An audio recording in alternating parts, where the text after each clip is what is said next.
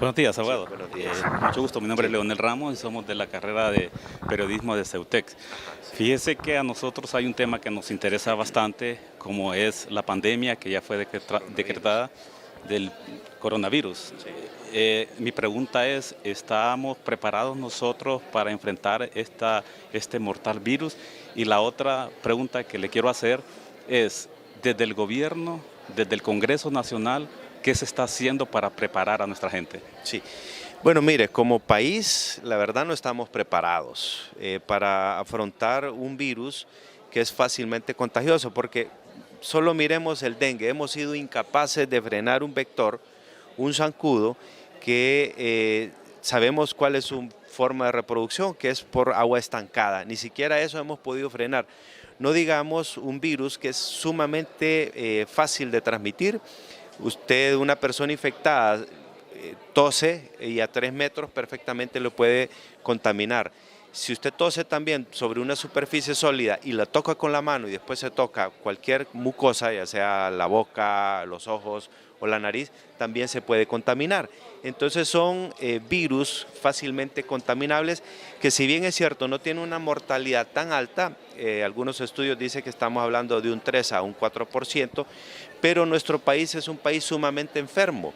Recuerde que la mayoría de los decesos que hay a nivel mundial son personas arriba de 60 años, personas con enfermedades concomitantes, y es ahí aún la crítica que yo hago, cómo se manejó el caso sospechoso de coronavirus que hubo actualmente.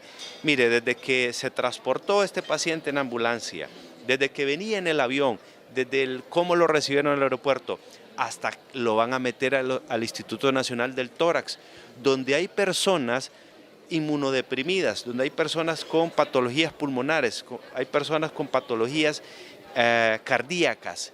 ¿Y a quién mata este virus? A esas personas. Yo le garantizo que, gracias a Dios, esa persona salió negativa.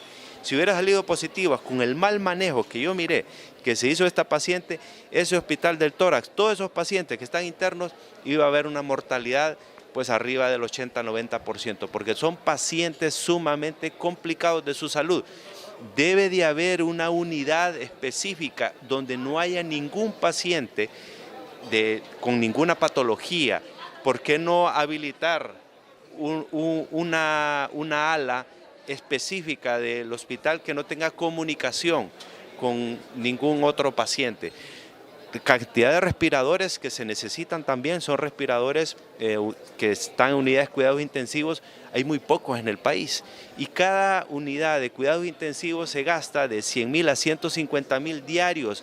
No tenemos la capacidad, a duras penas creo que llegamos a unos 25 en el país, incluyendo los privados.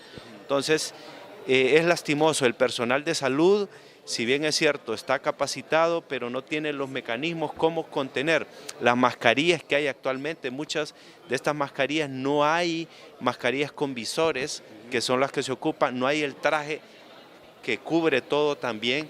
Entonces estamos en una situación lamentable que ojalá los últimos estudios que se hizo, las pruebas que se hicieron in vitro de este virus, ojalá que eso sea cierto. No soportaban temperaturas mayores de 26 grados centígrados.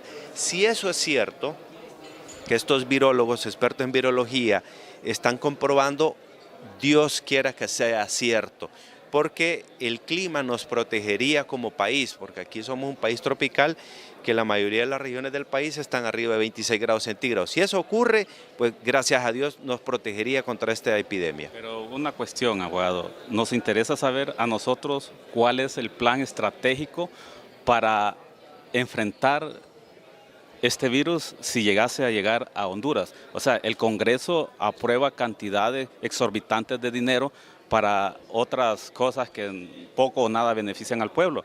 Y ustedes, que son los padres de la patria, deberían en este momento tener ya ese plan estratégico para que nuestra gente, nuestros hondureños, nuestros niños no sigan sufriendo. Tiene toda la razón. Mire, en el Congreso se aprobó una moción de 100 millones que la doctora Bermúdez metió, pero al día de ahora, le digo yo como médico que soy, no sé cuál va a ser el plan de contingencia que tiene la ministra de Salud, que dicho sea de paso no es médico. O sea, no ha dado absolutamente nada cuál es el plan de contingencia. No sabemos si van a manejarlo, así como manejaron ese caso sospechoso, Dios nos agarre confesados, porque va a haber un desastre en el país.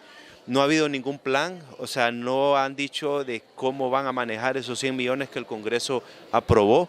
No sabemos si ya se están haciendo las compras o las licitaciones o las compras directas del equipo. No sabemos si ese equipo médico, en el caso que sean respiradores o mascarillas, o el equipo de contención que cubre todo el cuerpo, es certificado o no. O sea, desconocemos absolutamente todo. Se lo dimos como Congreso Nacional, como médico, también desconocemos esos aspectos. Y eso es lo lamentable y lo preocupante también. Pero entonces, abogado, ¿qué aprueban? Porque si usted, como padre de la patria, me está diciendo que el Congreso aprobó 100 millones de lempiras. 100 millones. 100 millones. Y no son 100 millones, fueron 110 que son destinados para un supuesto hospital que se va a hacer, que lo va a manejar Copeco. Si ustedes no saben para dónde van esos dineros, entonces es preocupante. Sí, es sumamente preocupante. Mire, 110 millones lo aprobó el Ejecutivo y el Ejecutivo dije que Copeco lo va a manejar. Igual desconocemos el Ejecutivo qué criterio basa para que Copeco, que es una institución que yo tengo entendido de que está destinada para otras cosas, no para manejar epidemias ni pandemias de este tipo, no tienen el personal también capacitado para eso. Ellos pueden manejar inundaciones, sequías, desastres de otra índole, no de ese tipo. Desconocemos cómo va a manejar eso y desconocemos también esos 110 millones, o sea, la Secretaría de Salud debería de por lo menos haber informado al pueblo hondureño y al Congreso Nacional cómo va a ser utilizado esos 100 millones.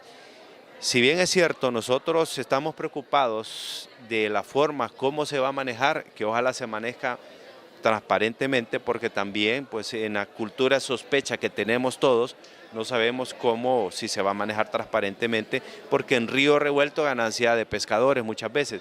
Ojalá que en los próximos días diga pues la Secretaría de Salud cómo va a manejar.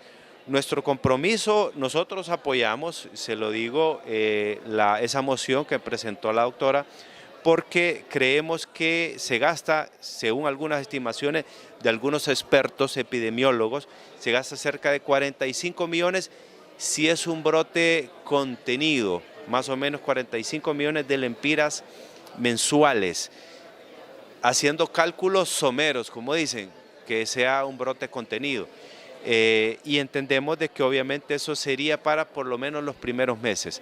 Ojalá que la Secretaría de Salud nos aclare cómo va a ser manejado y qué plan de contingencia tiene para frenar esta pandemia que dentro de poco va a ser declarado de esa forma y que ojalá no llegue a nuestro país. Y para finalizar, abogado, ¿cuál sería su recomendación que usted daría al pueblo hondureño, las medidas de precaución que deben de tener?